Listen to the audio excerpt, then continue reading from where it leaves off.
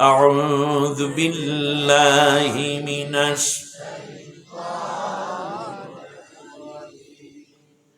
بسم الله الرحمن الرحيم বিতাড়িত অভিশপ্ত শয়তানের ওয়াসওয়াসা থেকে আল্লাহর আশ্রয় চাই। কার? জোরে বলেন। আমাদের আশ্রয়দাতা কে? প্রশ্রয়দাতা কে? Bharat, Pakistan, America, China, London, বড় বড় বিল্ডিং না, আমাদের আশ্রয়দাতা কে? আমরা কার উপরে ভরসা করি? অতএব আমাদের আশ্রয়দাতা আল্লাহ ছাড়া আর কেউ নাই। পরম করুণাময় অসীম দয়ালু আল্লাহর নামে শুরু করছি। অদ্দুহা ওয়াল্লাইলি ইযা সাজা মা ওয়াদ্দাআকা রাব্বুকা ওয়া মা ক্বালা ওয়ালাল-আখিরাতু খায়রুল লাকা মিনাল উলা ওয়ালাসাওফা ইউ'তিকা রাব্বুকা ফাতারদা ألم يجدك يتيما فآوى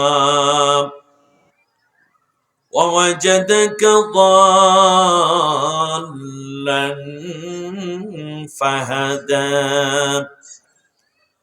ووجدك عائلا فأغنى فأما اليتيم فلا تقهر وأما السائل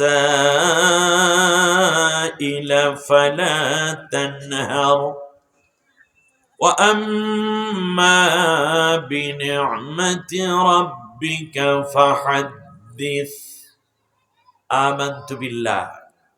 অর্থ হচ্ছে দ্বীপ্রহার উজ্জ্বল উদ্দীপ্ত দিনের আলোয় ভরপুর সময়ের কসম,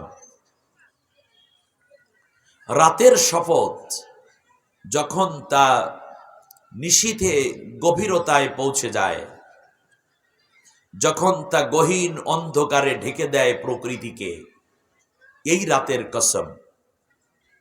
হে রসূল, তুমি হতাশ হয়ো না, তোমার রব আল্লাহ তাআলা তোমাকে ভুলে যান নাই, তিনি তোমাকে ছেড়েও যান নাই।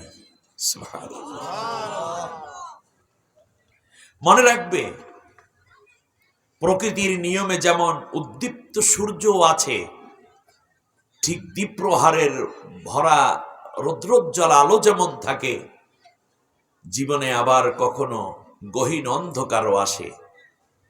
অতএব এখন যে কাফেরদের অত্যাচারে তুমি জর্জরিত হচ্ছ, কয়দিন পরেই আমি আল্লাহ রাব্বুল আলামিন সব দূর করে তোমাকে উদ্দীপ্ত আলোর মতো একটা জীবন জীবিকা দান করে দেব। ওয়ালাল আখিরাতু খায়রুল লাকা মিনাল উলা। জাগতিক এই সময়ের চেয়ে আখিরাত জীবন উন্নত, এই সময়ের চেয়ে পরবর্তী সময় তোমার জন্য কল্যাণ বয়ে আনবে। তোমাকে আমি আল্লাহ এত বেশি দেব, যা দেখে তুমি আনন্দে আত্মহারা হয়ে খুশি হয়ে যাবে। তুমি কি ভুলে গেলে হে রসূল, আমি তোমাকে পেয়েছিলাম ইয়াতীম অবস্থায়। তোমার মা মারা গেছে 6 বছর বয়সে, 6 মাস বয়স মায়ের গর্ভে, তখন তোমার আব্বা ইন্তেকাল হয়েছে। তোমাকে আমি পৃথিবীর সবচেয়ে দুর্বল ইয়াতীম অবস্থায় পেয়েছি, কিন্তু আমি তো তোমাকে ছেড়ে দেইনি, আমি আমার রহমতের কোলে রেখে রেখে তোমাকে বড় করে তুলেছি। আলাম ইয়াজিদকা ইয়াতীমান ফাআওয়া। আমি কি দায়িত্ব পালন করিনি? তোমাকে আমি পেয়েছিলাম এমন অবস্থায় যখন তুমি হেদায়েতের তালাশি ছিলে। হেদায়েত কোনটা সেইটা তুমি খুঁজতেছিলে, আমি আল্লাহ তখন কোরআন নাজিল করে তোমাকে হেদায়েতের সুন্দর নির্ভুল পথ নির্দেশিকা তোমার সামনে আমি উপস্থাপন করে সত্য পথের দিশা দান করেছি। আমি তোমাকে পেয়েছিলাম খুব হতদরিদ্র অবস্থায়, এই দুনিয়ায় দাঁড়াবার মতো এক টুকরা জায়গাও তোমার ছিল না। আমি আল্লাহ রব্বুল আলামিন তোমাকে ধনী করে সমৃদ্ধ করে দেইনি? সুবহানাল্লাহ।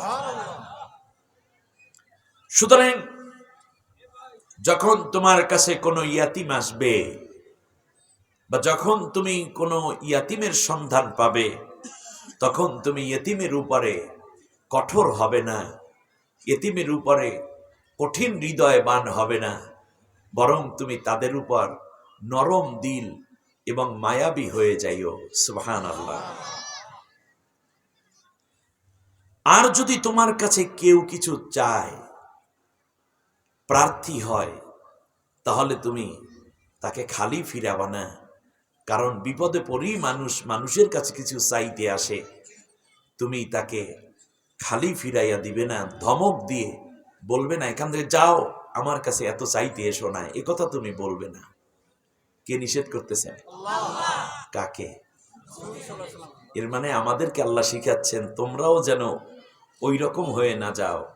নবীকে শিখার মাধ্যমে আমাদেরকে ঠিক এই কথাগুলোই আল্লাহ বোঝাচ্ছেন। وَأَمَّا بِنِعْمَةِ رَبِّكَ فَحَدِّثْ। নবী গো, আমি আল্লাহ তোমাকে যেই নেয়ামত গুলা দান করে দিলাম,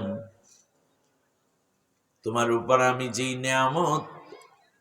নেয়ামত রাজি দিয়ে তোমাকে সমৃদ্ধ করেছি, বিশ্ববাসীর সামনে তুমি এই নেয়ামতের কথাগুলা জানাইয়া দিও।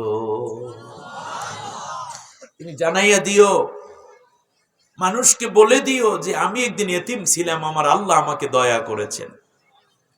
মক্কার মানুষগুলো আমাকে হত্যা করার জন্য ঘাড় ধরে বের করে দিতে চেয়েছে, আল্লাহ তাআলা আমাকে মদিনার রাষ্ট্রপতি বানাই দিয়েছে। তুমি বলে দিও মানুষের কাছে, আমার ঘরে কোনোদিন এমন দিন গেছে খাবার ছিল না, আমার আল্লাহ আমাকে আজ গোটা বিশ্বের প্রেসিডেন্ট বানাইয়ে দিয়েছেন, আমার ঘরে আর খাদ্যের কোনো অভাব নাই।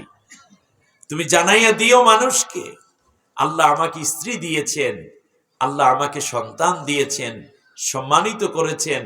কিয়ামতের দিন আল্লাহ আমাকে মাকামে মাহমুদে দাঁড় করাইয়া দিয়া সমস্ত নবীদের চেয়ে শ্রেষ্ঠ নবী হিসাবে আল্লাহ স্বীকৃতি দিয়ে প্রথম আমাকে জান্নাতে পৌঁছাইয়ে দিবেন। এই কথাগুলো মানুষের কানে কানে পৌঁছাইয়ে দিও। সুবহানাল্লাহ। তাহলে আল্লাহ যেই নিয়ামত দিয়েছেন সেই নিয়ামত অন্যের কাছে জানাইয়া দিতে হয়। জানাইয়া দেওয়ার মধ্যে উপকার হলো তুমি কৃতজ্ঞ হতে পেরেছো, এতে করে অন্যরাও বলবে হ্যাঁ আসলেই তো আল্লাহ তাআলার কথা মানুষকে বলে দেওয়া উচিত। ওয়া আম্মা বিনি'মাতি রাব্বিকা ফাহাদ্দিস। সূরার নাম আপনারা ইতিমধ্যেই জেনেছেন, সূরার নাম সূরা আদ-দোহা। সূরার নাম কি? আদ-দোহা। দোহা শব্দের অর্থ হলো ঠিক দুপুরের সময় যে সূর্যটা, এটাকে আরবিতে কি বলে? দোহা। আরবিতে কি বলে বলেন? দোহা। আল্লাহ রাব্বুল আলামিন সূরা দোহার নামে সূরা নাজিল করলেন, আবার ফজরের ওয়াক্তের নামে আল্লাহ রাব্বুল আলামিন সূরা নাজিল করলেন, ওয়াল ফাজরি ওয়া লায়ালিন আশর ওয়াশ শাফিঈ ওয়াল ওয়াতর। আল্লাহ রাব্বুল আলামিন বলেন শুধুমাত্র দুপুরের কসম আমি করি না, দুপুরের নামে সূরা নাজিল করি নাই, আমি আল্লাহ ফজরের নামেও সূরা নাজিল করেছি। আল্লাহ রাব্বুল আলামিন আবার বললেন শোনো, ফজরের নামে শুধু সূরা নাজিল করলাম আর ফজর বুঝলা এটাই নয়, বরং যেই কোরআনের মধ্যে আমি আল্লাহ সূরা নাজিল করেছি, তোমরা যদি ফজরের নামাজে আমি আল্লাহর কোরআনটা তেলাওয়াত করো, ফজরের সালাম ফেরানোর পরে আমি আল্লাহর কোরআন থেকে কিছু তেলাওয়াত করো, তাহলে মনে